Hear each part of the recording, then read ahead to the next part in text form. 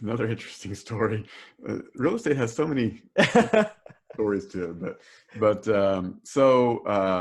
you know, I'm a buy and hold guy by nature. I don't like to sell stuff, Yeah. but you know, this guy had come to me and he said, "Hey, you know, I own the buildings next door. I want to buy yours too." I say, "Well, if you're going to buy them, you're going to pay a hefty Yeah. price." So I threw out the 780,000, whatever. And he said, "Okay." I'm Ah! like, "Okay, so now I guess I have to find the property." And so he agreed to work with me on, you know, 1031. Timing and all that. And Yeah. so we wrote up the contract that it would execute when I identified a property and all that stuff. He wasn't in any hurry because, Right.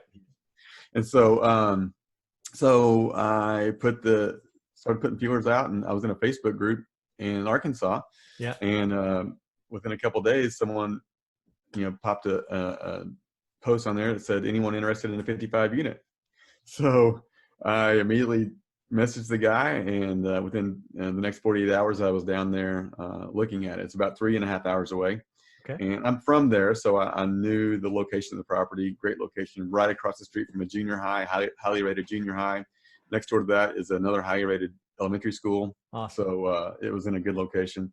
And so I got there, and you know, we were walking the property. It was just two brothers that had owned it for the previous 10 years, did all their own maintenance and everything. Yeah. So their primary objective was just keep it full. Mhm. And so, you know, there was a lot of deferred maintenance, and it was full.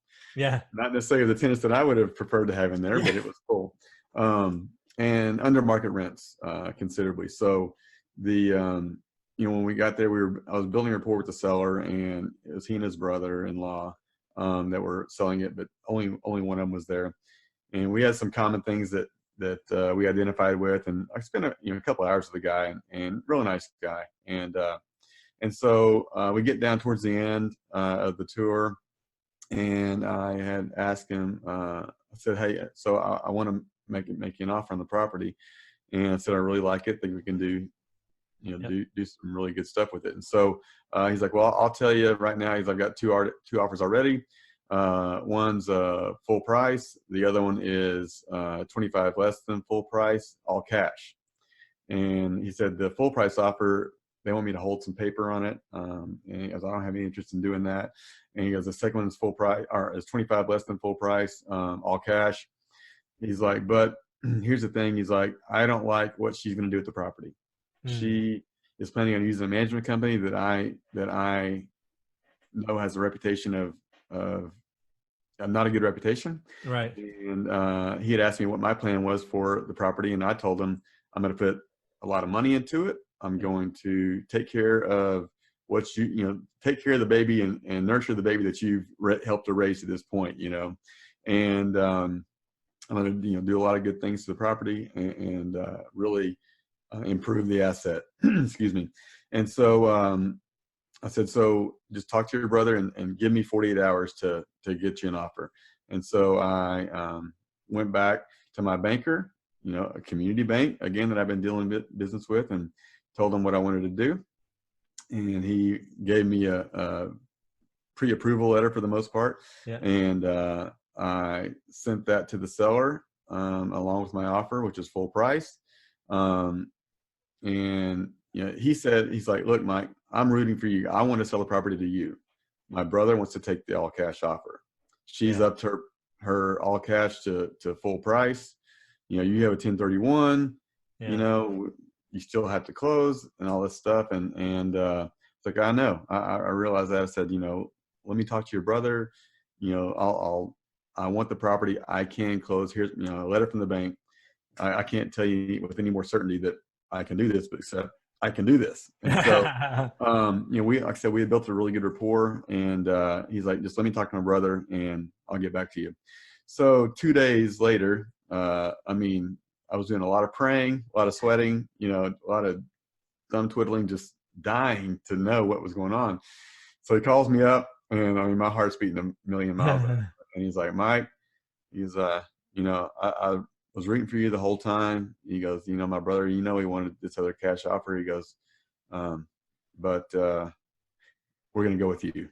And I was I like, did "Oh my it. gosh." Yeah. I was like, "You did that on purpose. You're just trying to scare me." we had a big laugh about it, Yeah. but yeah, so ended Good. up doing it, and you know, it's interesting. Something else I learned through this process is you can't take banking relationships for granted. Yeah. So you know, I'd done many deals with this bank, and you know, just like before, I said, this deal, I want to buy it, rehab it. You know, you finance the whole thing, you know, 80%, whatever, and go from there. So we get down the day before closing. This is on a timeline of a 1031, remind you. Oh yeah. So they send me the HUD statement over, and I look at it for the loan proceeds, and I'm like, where's my rehab money? Right. And I called him up, and it was probably one of the most heated conversations I'd ever had with this guy. And you know, we're friends. We've been dealing business for a long time, and you know, he was like shocked and couldn't remember that we had talked about rehab money. I'm like, you know, what's the difference between any other deal we've ever done? Yeah. And I told you specifically, this is the same process: buy it, rehab, upgrade, you know, the whole thing. He's like, just close. He goes, I'll get you some rehab money. And I'm like, you know how big a leap of faith this is I'm taking here, right? And Yeah. he's like, I know. Just trust me. He goes, I'll get you some rehab money, because my, you know, literally the next day was the last day of The my timing. Yeah. 1031 time frame. So Yeah. closed, and he got me some rehab money, but my budget was 385,000. He got me 200,000, Ah, and I'm like, got you wow, halfway there. yeah. And so, you know, that I worked through that money, and then over that time period, had some other notes that were nearing their end, and so I didn't, you know, just refinance those and use that cash uh, to get me the rest of the way there. And Yeah. so, you know, we got there. Property's doing great. It's stabilized and throwing out good cash flows. And um, you know, even luckier for me is that I spent, you know, my a budget's just a best guess, and Yeah. so I ended up going about 50,000 over budget. Wow. But luckily for me, my pro forma rents that I had projected, I was also about $50 a unit Oh, over what my pro forma was. So nice. so that was a pleasant Well, surprise that as well. doesn't. That's not terrible.